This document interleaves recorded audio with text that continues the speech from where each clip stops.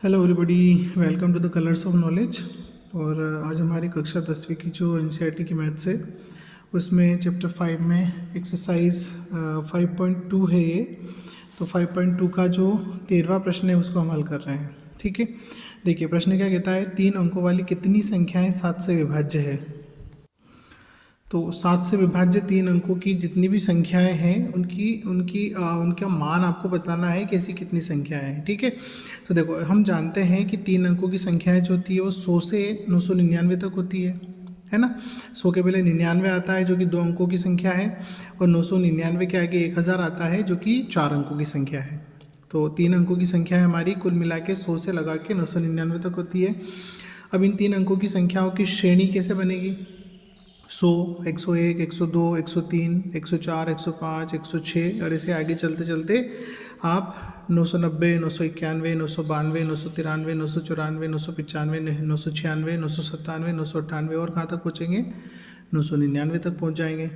अब 999 पर पहुँचने के बाद में संख्या खत्म हो गई। ठीक है, अब आपके सवाल में आपसे कहा गया है कि 7 से विभाज्य, तो आप इसमें बताइए कि 7 से विभाज्य संख्याएं कौन कौन सी होगी। जो भी होगी उसको हम ढूंढ लेते हैं। ठीक है, तो सबसे पहले देखिए एक जो 100 होता है उसमें 7 का भाग नहीं जाता है, इसका मतलब 7 से विभाज्य नहीं है ना, 7 की टेबल में नहीं आता। 101 भी नहीं आता है, ठीक है, 102 भी नहीं आता, 103 भी नहीं आता, 104 भी नहीं आता है। कौन आता है, 105। ठीक है, मतलब 3 अंकों की 7 से विभाज्य सबसे छोटी संख्या जो है वो 105 है।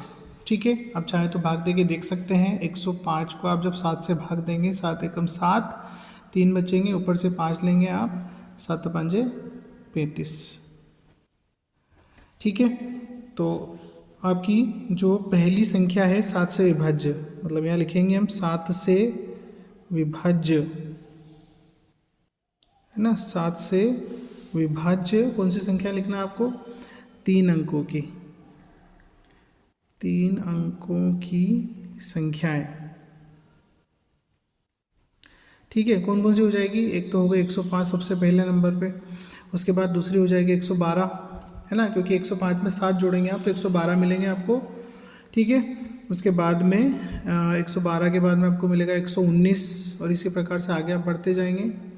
अब ये जो पीछे वाली संख्या है हमारी 999, 998, 997, 996, 995, 994, 993, इनमें से कौन सी संख्या ऐसी है जो 7 से विभाजित होती है। तो इसमें भी हम भाग करके देख सकते हैं। देखिए 999 में भाग करेंगे तो भाग नहीं जाएगा पूरा पूरा, है ना, शेष बचेगा, इसलिए 7 से विभाज्य नहीं है।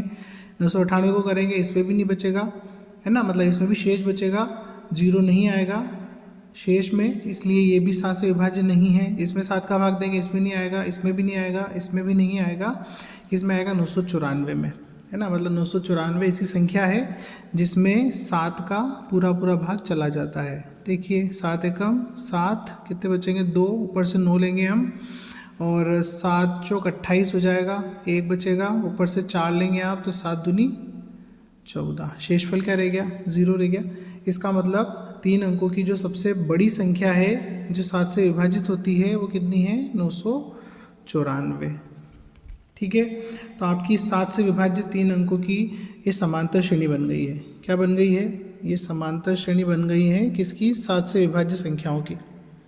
अब इसमें इन संख्याओं का नंबर पता करना आपको कि कुल कितनी है, जैसे 1, 2, 3, है ना, और आगे आती जाएगी, तो ये 994 को मिला के कुल मिला के 3 अंकों की कितनी संख्या है। ठीक है, तो ये पता करने के लिए हम क्या करते हैं, देखिए ये समांतर श्रेणी है तो ए का मान यहाँ क्या हो गया, 105, डी का मान कितना हो गया, 112 में से हम 105 घटाते हैं तो क्या मिलता है हमको, 7 मिलता है। ठीक है, मतलब 7 जो है इसका सार्वंतर हो गया, और n जो है वो पदों की संख्या है जो कि आपको पता करनी है कि समांतर श्रेणी में कितने पद हैं। ठीक है, और an का मान हमारे पास यहाँ पर कितना दे रखा है, 994, इस समांतर श्रेणी का nवां पद। अब हम फिर से ये जानते हैं कि an जो होता है वो होता है a plus n-1 multiply d। ठीक है, an की वैल्यू क्या है, 994, a की वैल्यू 105, प्लस n का मान हमें पता करना है, d का मान हमारे पास है 7। ठीक है, तो 994 माइनस 105 और बराबर n-1 मल्टीप्लाई 7। ठीक है, इसको आप घटाएंगे आपस में तो 14 में से 5 घटाएंगे आएगा 9, ठीक है। यहाँ पे 8, तो 8 ऐसे आ जाएंगे। उसके बाद में 9 में से 1 घटेगा तो 8, 889। ये 7 जो है गुणा में है तो मैं इसको बटे में ले लेता हूँ इधर, n-1। अब आपको क्या करना है, 789 को 7 से विभाजित करना है, 7 एकम 7, 7 एकम 7। उसके बाद कितना बचा, 1 बचा, 18 हो गए, 7 दूनी 14, 18 में 14 घटाएंगे तो 4 आएंगे, साथ ही 49। मतलब कितनी बार में कटा है, 127 बार में कटा। अगर आपको काटने में प्रॉब्लम हो तो आप यहाँ पर 889 में 7 का भाग देकर कर सकते हैं इसको, कोई परेशानी नहीं है, ठीक है। अब यहाँ पर n-1, ठीक है। अब 1 को यहाँ ट्रांसपोज करेंगे, मतलब पक्षांतर करेंगे हम, तो क्या हो जाएगा, 1 इधर आ जाएगा, प्लस का बन जाएगा, यहाँ n रह जाएगा। तो आपका हो गया 128 बराबर n, या n बराबर 128। तो इसका मतलब क्या है n बराबर 128 का? इसका मतलब ये है कि ये जो समांतर श्रेणी आपकी है 7 से विभाज्य 3 अंकों की संख्याओं की, उसमें कुल मिला के 128 पद है ना। मतलब ऐसी 128 संख्याएं होती है 3 अंकों की जो 7 से विभाजित होती है ना। तो यहाँ लिखेंगे हम, अतः स्पष्ट है कि 7 से विभाज्य 3 अंकों की कुल 128 संख्याएं होती है।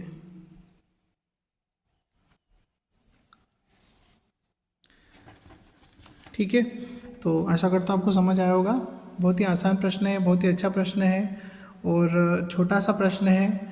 मैंने अक्सर ऐसा देखा है परीक्षाओं में, जो मेरा अनुभव है उसके आधार पर मैं कह सकता हूँ कि जो छोटे प्रश्न होते हैं वो 2 नंबर के जो प्रश्न आते हैं एग्ज़ाम में, वो 2 नंबर में ऐसे ही प्रश्न ज़्यादातर पूछे जाते हैं, है ना। 1 वाक्य या 2 वाक्य के रहते हैं छोटे और बड़ी आसानी से हल हो जाते हैं। तो इन्हीं की आप प्रैक्टिस करें। Thanks for watching. वीडियो को लाइक करें, चैनल को सब्सक्राइब करें, मुझे सपोर्ट करें। Thank you.